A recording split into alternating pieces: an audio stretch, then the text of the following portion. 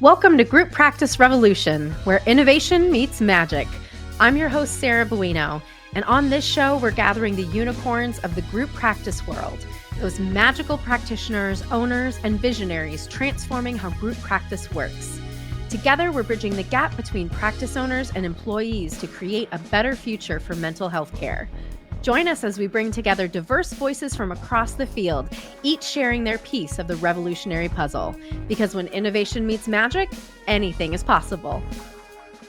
Hello there. Welcome to Group Practice Revolution. And if you are listening on the podcast app, we have now officially had our launch for Group Practice Revolution. So that's super exciting. And we're building community and we're adding new folks. And I could not be more overjoyed about that. And as a beloved podcast listener, I am offering you and only you, a full free year of access for only $19.99.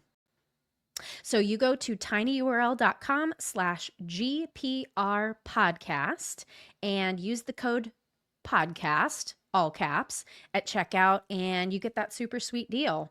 It's normally going to be $444 for a year of goodness, but we got to get the cool people on right away, immediately. I also wanted to let you know a couple other things. I decided to keep the podcast in the feed for the podcast. Yeah. So if you're listening here, you're like, what has changed? Nothing has changed for me. Well, good. Great. I'm glad you didn't notice. I had the podcast disappearing for a while because I wanted to get people over to the platform, but I realized people are going to go to the platform for the CEs. If they want the CEs, they're not going to go there just for the podcast. So I wanted you to be able to have access to all the juicy goodness. So if you want to get the CEs, join us at grouppracticerevolution.com. Use that code. Come and join us. Also, if you are here and just a Group Practice Revolution listener, you may not know that I elected to start ads for the podcast. And I did that because I can specifically opt out of ads that will not fit my values. I think there's a couple companies that I have been like, we're not going to do those. So please let me know if you hear any ads that don't feel in alignment with the values of Group Practice Revolution or Conversations with a Wounded Healer. I'm not going to be listening to all the episodes on there, so I won't know what's coming up, and I need your help. So let me know. So today's episode of Group Practice Revolution, I am talking with Amy Zajakowski Uhll, and we talk about all the changes in the industry. She has been in practice, I think, since she's been a therapist for a minute, but she's been in group practice since, I think she said 2011. So a lot has changed in the industry over the past, 14 years. And we break down some of the differences between what benefits are, what community opportunities can be offered in group practice to hopefully help group owners be able to sort of check like what it is that they're doing in their groups, also help employees better understand what's being offered at different places.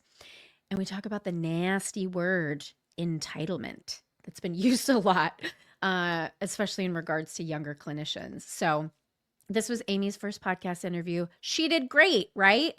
I think you're going to agree. She's created something really special at CCIH. And if you're a trauma therapist in Chicago and you don't know about Chicago Center for Integration and Healing, go onto their website, ASAP, check out what Amy's doing.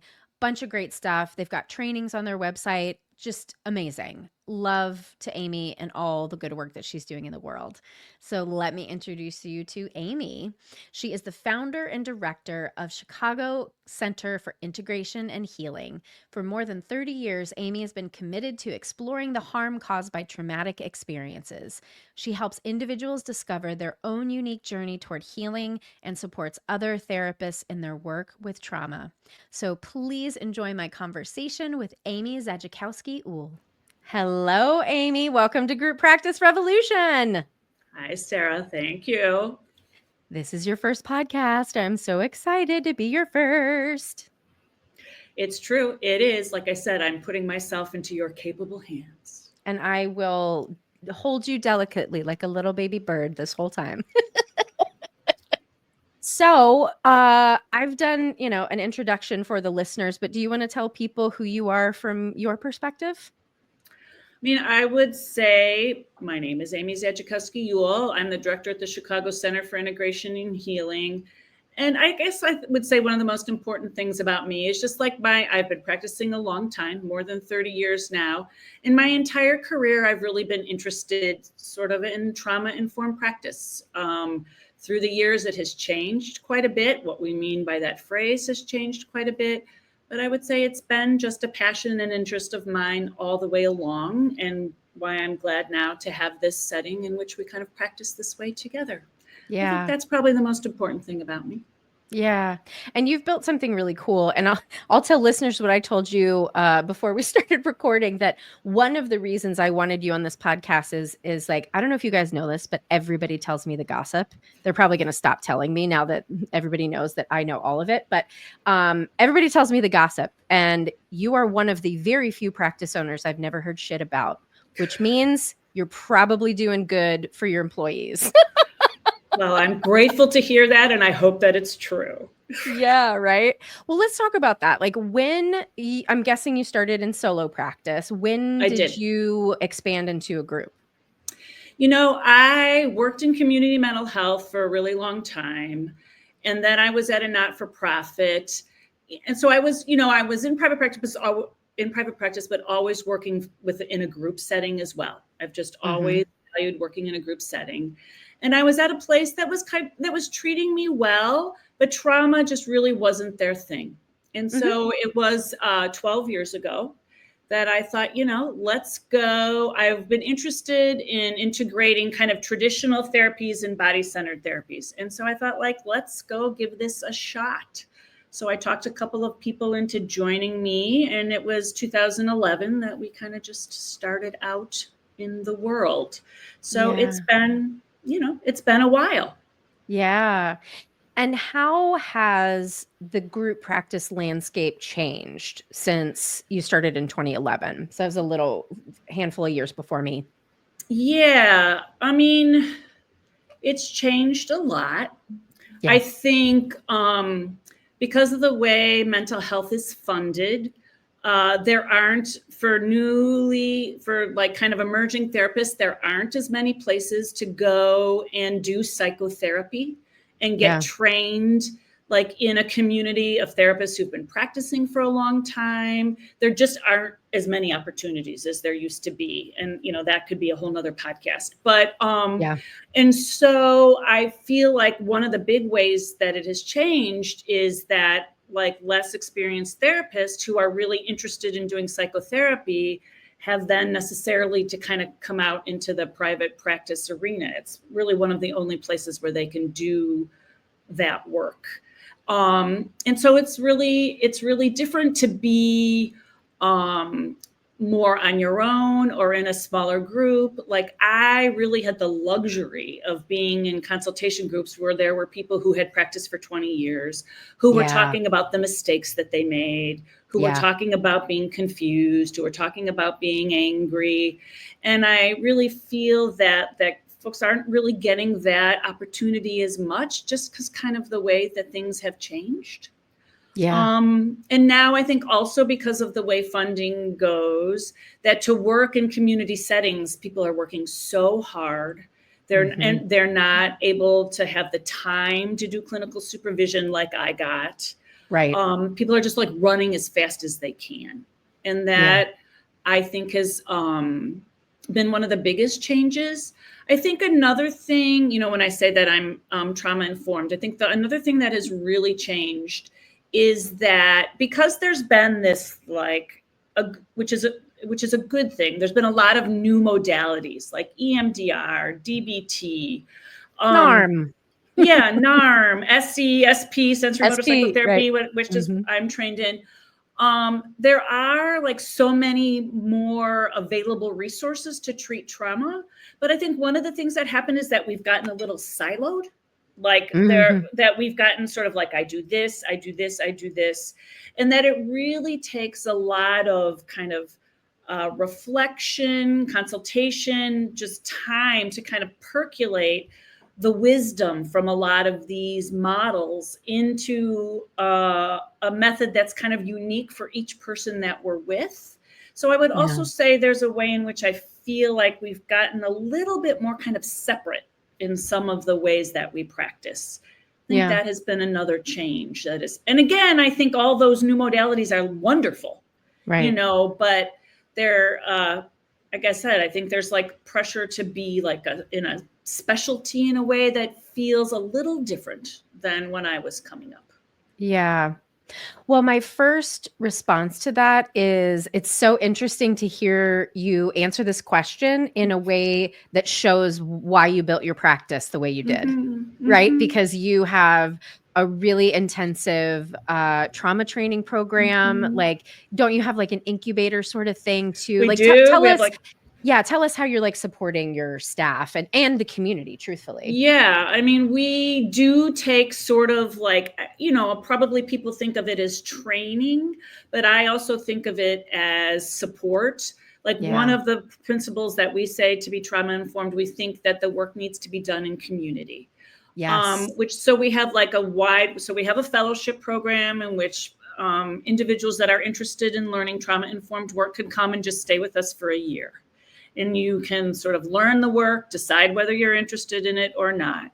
We have a program called our Advanced Clinical Training Program, which is a 2-year program that therapists like out in the world come and meet monthly, talk about some reading materials, talk about cases, and I think really build community. I think this Yeah. work is hard. And I think to sort of, so, again, we have a lot of opportunities for kind of, we hope to sort of like build community around the work in the city of Chicago. So, Yeah. again, you might think of it as training programs, and they are, but I would say another really big part of it is connection. I feel like it's also can be kind of lonely to be in an individual practice and, spend a lot of days without having collegial connections. And also, like I said, I think like it's hard, and sometimes you just need somebody to talk to. Yeah. Well, and as you're talking about this, I'm, just thinking about what's going on in group practices right now and some of the trends that I'm seeing. And I want to be really gentle. I know you will be gentle with how we talk about Mm-hmm. this particular thing. And I'm going to say a nasty word, everybody, but the word is entitlement. Mm-hmm. And one of the things, and this is probably a big generational gap, right? Like I'm tail end of Gen X and I'm fucking holding on to that with my claws. But one of the things generationally, a lot of, therapists who've been around for a while are essentially complaining that we're seeing therapists feel like entitled to a certain level of pay and notoriety and Mm-hmm. these sorts of things. And my curiosity around that is like what you have created is already inviting people who are endlessly curious and wanting to Mm-hmm. challenge themselves and Mm-hmm. learn.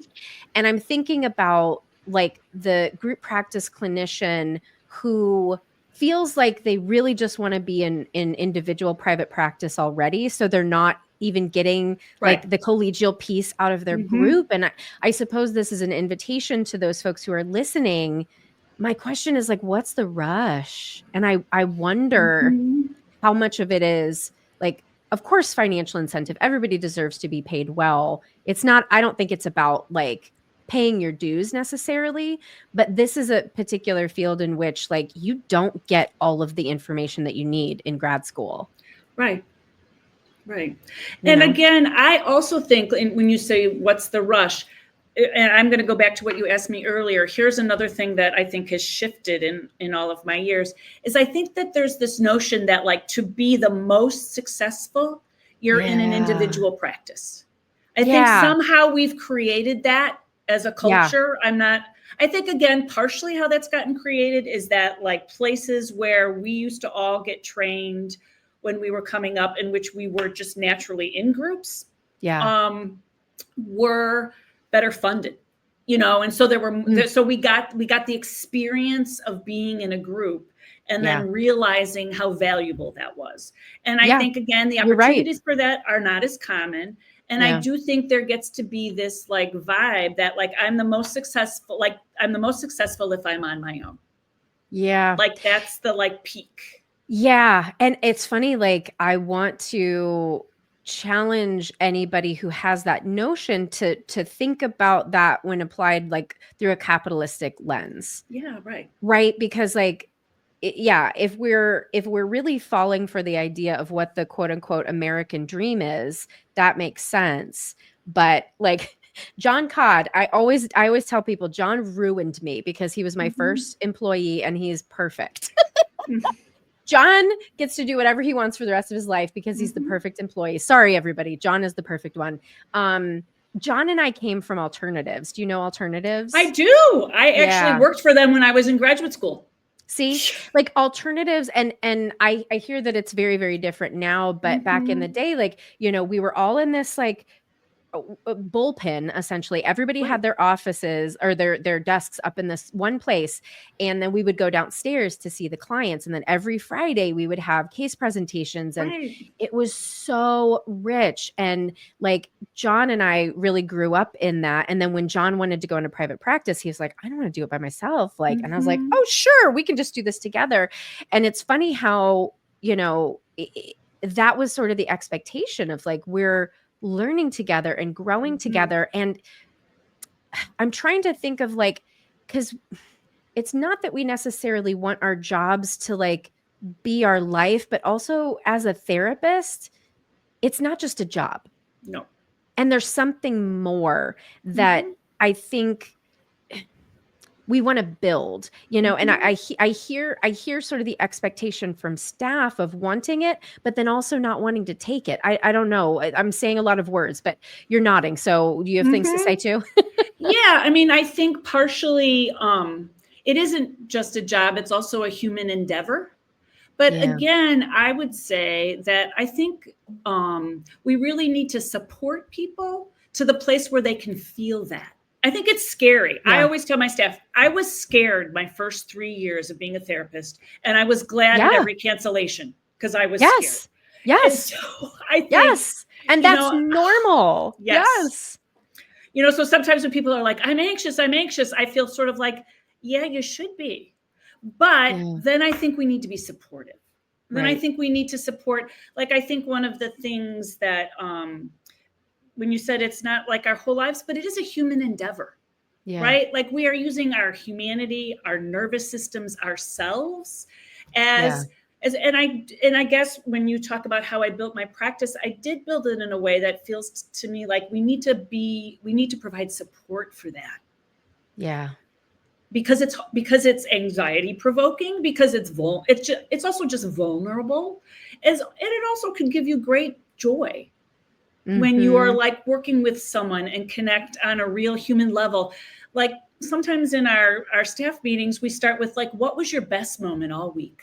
Like what Mm. was the moment of a little win? Mhm. And it's also nice then to be able to walk out and share, like share, could be like, oh, can you guess what happened to my session today? This wonderful Right. thing happened. Right. Right. Yeah, and I'm curious because when you say like, you know, we have to create these spaces where people feel safe enough. I also have had the experience when I was a practice owner of Mm-hmm. I tried my damnedest, Amy, to create a space that was safe and loving and caring and, you know, appropriately family like, you know, not like a real family, which is fucking horrific. Why would anyone try to rebuild Right. that? But I would try so hard, and I found that there were folks who couldn't meet it, Yep. and that always broke my heart. Have you experienced that as well? Because I blame myself and think like, "Oh, I just did a bad job hiring."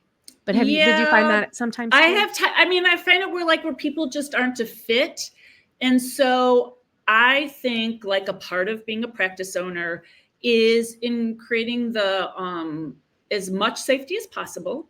That also it involves transparency, right? Mhm. Transparency around Yeah. here's the financial situation, Yep. here's what it is. This is what we get compensated. Like I I'm happy for us to kind of have our feelings about the fact that, Yeah. insurance companies don't give us raises. We Yep. aren't justly compensated. Everyone has the right to be paid justly. I think so. As I have gone on, I have found that one of the things that I think creates the safety is clarity about that.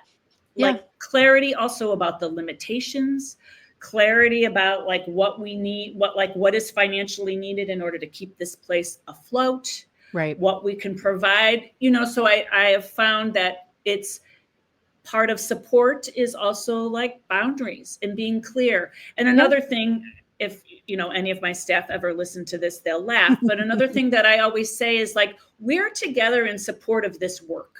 We're here Yes. today to do this Yes. work, which also may mean like we're supportive to each other, but that isn't the goal. Like Right. support of ourselves isn't the goal. It's support Yeah. of ourselves in service of working for our clients. And I feel like as I have gotten clearer about that, Yeah. I'm a better practice owner. And that being of service, I mean, now that if we're kind of looking at the entitlement piece, scarcity breeds selfishness and wanting Mm-hmm. to grab, right? Right. And so because I think the younger generation of therapists are being brought up in a world that is less safe Oh, than you and I were absolutely. brought up in, it Mm-hmm. makes a lot of sense that they're grabbing for Yes. whatever they can possibly get. But you're so right that if we can create cultures of humility, of Mm-hmm. service, that Mm-hmm. that really does change it on its head. That's brilliant. Well, I think to try to create that, and also like another thing that I try to do in the practice is, create opportunities that are hard to have if you're on your own. So, like, create an opportunity to Yeah. perhaps supervise another therapist or Right. mentor another therapist or to do a workshop or to Right. do so that there are ways in which, like, if you want to sort of um, have more financial, make more money, just honestly make more money Yep. and sort of have more influence, I've tried to create some ways to do that. Yeah. Again, there are things that a group practice can't provide for someone who wants to go on their own. But then I think there are things a group practice can provide that you can't do. Like it's harder to do a group if you're an Oh, individual. It's yeah. harder to, and so again, I've tried to sort of also then build in things that might be life giving as well. Like as Right. you're more experienced, like, do you want to develop a specialty? Do you want to give a workshop about that? So like, hopefully that there are also ways that are sort of enlivening to the work, Yeah. so that there can Yeah. be, so I can say like, hey, you have some like financial needs. Let me offer you these 3 or 4 other things that you could think about doing as well. Again, Right. it doesn't solve everything. And I do try to make our financial arrangement such that if someone wants to stay here, it makes financial sense. Can I ask how much you pay? Well, that's, you want to ask another thing that has shifted. Yeah. Yeah. Has shifted like way back in the beginning. Everybody was what are they called? 1099. 1099s. Yes. Yep. And Yep. so now another way that it's shifted is that we offer health for a 401k. We offer all of those things. And so then we start. So again, I think it's confusing to talk about how much you pay so I go from the old, it used to be 60%, but Right. then I take away 6% to make up for the W-2. So Yep. then we start at the 54, but then there's a real clear grid on how, like, if you do these, like how you can go up from Yeah. there based Yeah. on professional, Yeah. like if you supervise, if you write, like it's a real clear grid of how you can go up from there. Yeah. The fellowship program is just, you start with a salary from the jump, Mm. because it's designed for probably less experienced people or people who are newer grads that Mhm. actually don't have the time to, like, you start in a private practice, we do pay the percentage so that you are paid a reasonable amount right away so that Yeah. you don't have to build up your caseload. The salary isn't super high. I think it's $44,000, but then you do get your insurance, you get supervised every Yeah. week, you get all of our training, and you start right at that so that, if you're coming from, it's a funny field, It the way we is. get compensated. It is. Well, and the other thing, because I've been asking other practice owners, right? Mm-hmm. Like, what do you pay? How do you pay? Because Right. 50% is generally like, Yes. what a lot of people are offering. And somehow out there, there's this like fantasy that someone is paying 70%. I don't know who the hell that is. It's definitely not anyone I've spoken with. But Yeah. to be able to offer increases, Yes. is it your training offerings that give you sort of that extra padding to do It that? Because is. Yeah, It is. It's the yeah, ACT program, right? It is because right. so that's that you ask a good question that I haven't even thought Well, I about. want to help people compare apples to Right. oranges Right. because you So that offer a great practice and yes. somebody else offers a great practice, but they're very different. And so it's Yes. important to unpack that. So yeah, go ahead. So like I said, right? So it's like the equivalent of like 60% as a like if it was independent and then adjusted for the W2, Yep. but we do have a little bit extra, right? Because we Yeah. do trainings, because we invite, yes. Yeah. Glenn, our group program, you can do, I mean, our group programs are very successful. And that's also a Yeah. way that people can make more income is to run a group. Yeah. And Right. again, I think that's a benefit of a group practice, right? Like the reason why Yes. we have our integrated practices groups, to me, the reason why I think they are successful, because I remember trying to start groups back in the day, is because we always run them, right? There's Yeah. like 4 a Yep. year. So Yep. we get referrals like Yep. in between. And so like almost every one of them is full and we have to turn Yeah. people away. And so you're right. That is a way that's like some just like extra cushion so that we can do the increases a little bit. But then we ask people to participate in that, Right. right? We ask them to Exactly. Yep. participate in other activities in order to get paid more.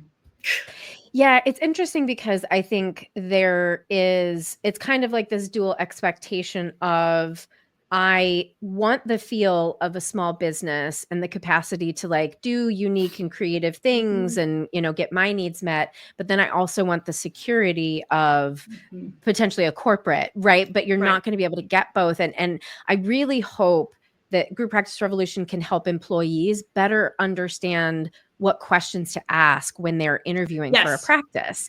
And one of the things I thought is like the longer a group practice has been around, probably the more shit they have together and Yes. potentially the more offerings that they have that can then, potentially have a higher rate that they're offering. But they're just, yeah, there's so many little minutiae to the small business that when the employees are on Facebook going like, well, this I place is know. offering this, why can't you give that? Like, because all of the Well, things it's you just said. there's very good reasons, and sometimes it is comparing apples and oranges. Yeah. And I would say also, when you talked about the hiring, I think another thing we have really like we're always like, okay, what can we communicate about who we are in the beginning that makes for a good fit? And I would say like Yeah. we practice in community and we take that seriously. Like Yeah. we expect you to show up. We expect you to be present to the best of your Yeah. capacity. We all have hard times. We Yep. all need to prioritize our own needs. But like when we come to meetings, we have community agreements together about how we are together. Yes. We have, and like with that, and so some of the things that have worked out is when folks have liked the sound of practicing in community, but they haven't liked the reality of that.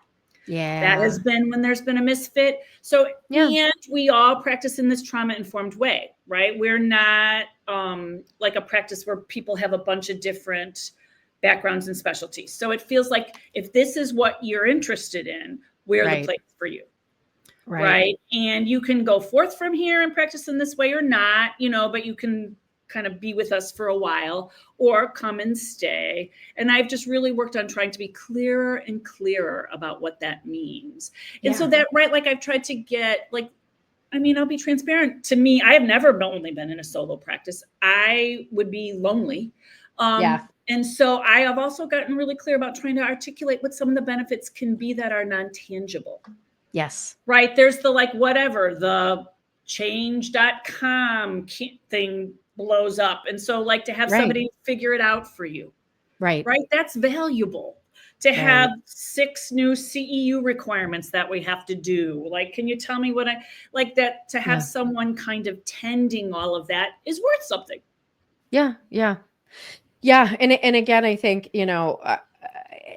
if we're comparing what the zeitgeist out there is all against corporate American billionaires right now, which rightly so. And yet I think therapists have sort of fallen for the allure of pop anti-capitalism, if you will. Yeah. Mm-hmm. And put it on top of just something that's not. And I talked to somebody yesterday who wants to build a group practice, and she was like, yeah, my practice owner before was like always bragging about wanting to make enough money to buy a Tesla. So yes, there are Yes. bad Right. practice owners out Right. there, like twofold for that one. But most of the ones, at least the ones that I talk to, the ones I hang out with, are pretty cool. And they really Mm-hmm. are doing the best they can to provide what they can for staff in a mindful way that can also keep the business solvent Yes. and continue to go. Because if there is not money in the bank and a Mm-hmm. change healthcare thing happens, Yeah, guess you who's can fucked? float people. Right. Everyone. I Right. always say to people, like, yeah, money's real. Right. Money's real, and this is a business. Right. It's a human endeavor. We talk a lot about ideas of healing and ideas of Yeah. being a collaborator or whatever, and it's a business. Yeah. Again, I feel through the years like the clarity about that is part of what contributes to people feeling safer. Yeah. Like, I am really comfortable talking about money. Like, I'm really comfortable, like I can have a fight. Yeah. You want to come and like be, Yeah. like I'm actually happy. I'm happy to hear it. Right. Like, you want to come and I'm happy to hear it. And I've gotten clear about my role, about, and like money's real. Yeah. Yeah. Well, and You know, when I think about practice owners who have struggled, part of it, like, and I'll just use myself as a comparison, like, mm-hmm. I had no problem talking about money, but a lot of times I didn't really know what I was talking about Mm-hmm. until I got the support of a really Yes. great accountant Yeah, who could right. help me know what I was talking about, right? Mm-hmm. And I know a lot because we're therapists are fucking cheap. Let's be honest. We don't want to spend the money, right? Right. And so a lot of times as people are building their practice, they won't necessarily get, all this help on board Yes. to be able to explain some of these things. And then, like, oh my God, avoidance of conflict is like therapist's Mm-hmm. favorite thing. Yes. Mm-hmm. And I do think as a practice owner, I tell all of my consultees this, like, you are the one who's responsible for healing that conflict, Mm-hmm. like, because you Absolutely. have the power. So Mm-hmm. you are the one who has to be an adult, whether you fucking like it or not. Even if they're being completely unreasonable, you have to be an adult. Yep. That is your job. That is what you get paid for. Yep. I mean, that's right. And like I said, I really appreciate what you're saying, because again, I have seen, like, as I have gotten clearer about that, like, this is my role. This is my job. I have to say things people don't like sometimes.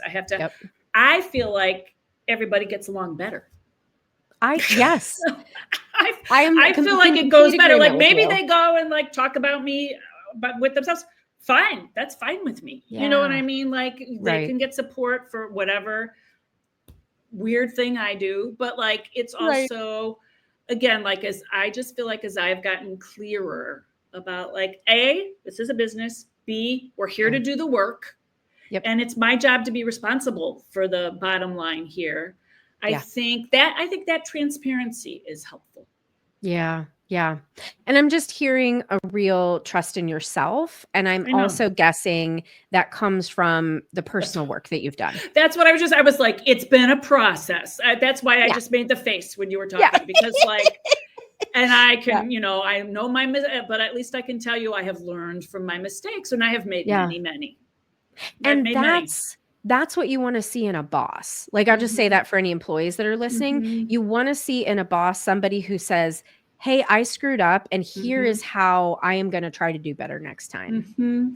Yeah. Because you're not going to have a workplace that's perfect. You're not going to have a boss who can solve all of the problems before they happen, especially in this world that we're living in. We have no fucking idea what's going to come around the corner with this administration. So, we have to have some flexibility and trust in leadership.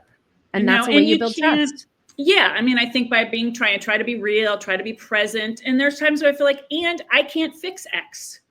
But Right. we can, again, there's a lot Right. of limitations in the market in terms of our capacity Exactly. to, and so like to be honest and to be like, I can't change that, but I'm not going to apologize. Like we can Yeah. complain about it and we can brainstorm about it and we Yep. can, so like also like I can't fix everything.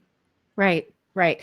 But going back to your first idea of community, right? Hmm. A lot of the issues that are coming down the pike, we're going to have to lean into community to Hmm. solve. Oh, absolutely. And so, people who are wanting to be this like lone wolf out there doing their own thing, like, God bless you, but you're going to need help. Yes. I mean, I also feel like a lot of what's coming down the pike is designed to separate us. Oh, for sure. And that part of the way we can resist is by connecting with each other. Like There's a pull quote right there. yeah, I do. I think Yeah. that's a Yeah. resistance. I think, and I particularly think you're connecting right. around difference, particularly connecting around conflict. I think Yes. that's, yeah, that Yeah. is a way to resist the time. Yeah. So Well, speaking of the future, do you have any hopes or wishes for what group practice can evolve into? I do. I think, some people might, the word, some people might call me a little old fashioned, but I hope like that this time of like, like trying to figure out what group practices are going to be and how we're going to be together and what they might look like. I hope I, that like we can remember that we're in a human endeavor Yeah. and that the tussling again in the wider society and in the field can sort of like come back to like remind us that there's a Yeah. value to the work and to ourselves personally about being together. And I will tell you, we just we advertise and we hired people, and there are people that are looking for that. Yeah. Right, there are people who recognize it. I feel like, in the day of the AI and certain That's platforms or right. whatever, one of the things people have asked is sort of like, how do you respond to that? And like my response is like to just try to keep being human, Damn straight. to just keep connecting with people. And I'll tell you, our intake is busy. It seems to work, right? Right. It's how I a little bit believe we should be, but it also is not a bad business strategy, to be perfectly honest. To Yeah. just like keep connecting, keeping present, being human. And I don't know.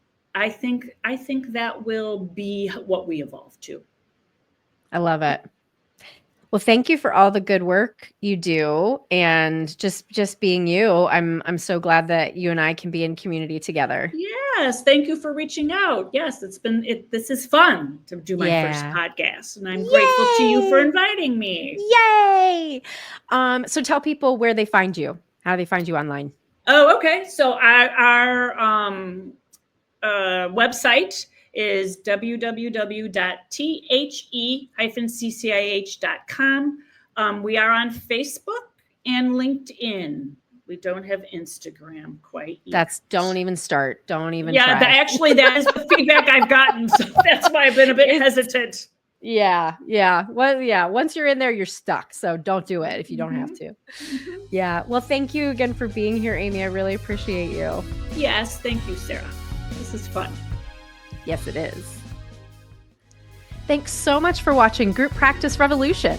To learn more about today's guest, you can visit us at www.grouppracticerevolution.com. Thanks so much to the team at Jules Creative Marketing for video editing, to Jordy Matthews for our incredible logo on the album art, and to David Ben Porat for our theme music. Until next time, bye-bye.